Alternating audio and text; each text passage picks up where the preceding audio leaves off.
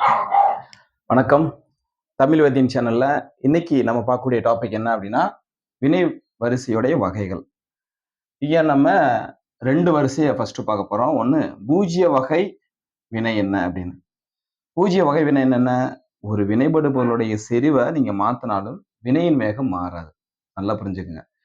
அப்ப எடுத்துக்கிட்ட வினைபடு பொருளுடைய செறிவ நீங்க குறைக்கலாம், கூட்டலாம். இப்படி மாத்துறனால உனக்கு என்ன கிடைக்காது அப்படின்னா, அந்த வினைக்கான வேகம் மாறாது. சரிங்களா?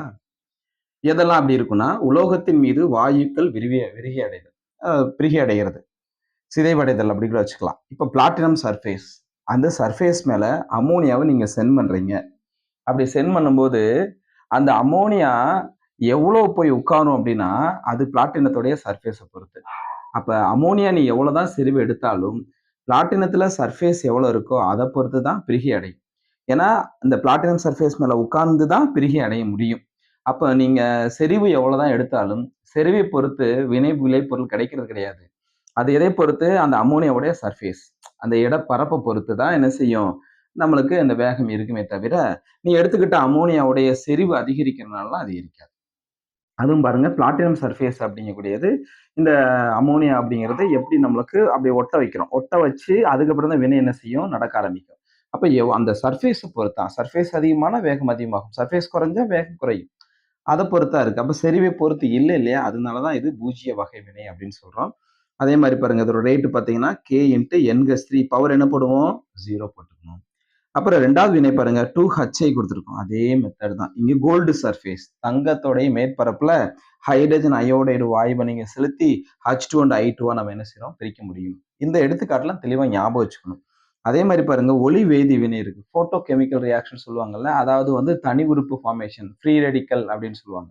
அந்த மாதிரியான சில வினைகள் கூட என்னவா இருக்கும் அப்படின்னா பூஜ்ய வினையா தான் இருக்கும். ஏன்னா நீ எவ்வளவுதான் ஹைட்ரஜன் குளோரின் எடுத்தாலும் இந்த வினையோட வேகங்கிறது இதுல உருவாகக்கூடிய அந்த தனி உறுப்பு அதோடைய செறிவை பொறுத்தா, தனி உறுப்போடைய அளவை பொறுத்தா இருக்குமே தவிர நீ எடுத்துக்கிட்ட ஹைட்ரஜன் குளோரினுடைய செறிவை பொறுத்து கிடையாது. அதனால இதுவும் என்னது, பூஜ்ய வகை வினை. புரியுதுங்களா? ஒரு பூஜ்ய வகை வினையை இப்படி எல்லாம் என்ன செய்யலாம், நம்ம வரையறை செய்யலாம். அதே மாதிரி பாருங்க, முதல் வகை வினை கொடுத்துருக்கேன். முதல் வகை வினையில ஒரு 3 எக்ஸாம்பிள் இருக்கு. என்ன? சாதாரண ஒரு சிதைவு வினை. இந்த சிதைவு வினையில எடுத்துக்கிட்ட இந்த ரியாக்டன்டோட கெழுவை பாருங்க, எல்லாம் ஒண்ணு. N2O5 2NO2 + O2. இதுல 1 மோல் தான் எடுத்திருக்கோம். இதுல பாருங்க அமோனியம் நைட்ரேட், இதுவும் 1 மோல் தான்.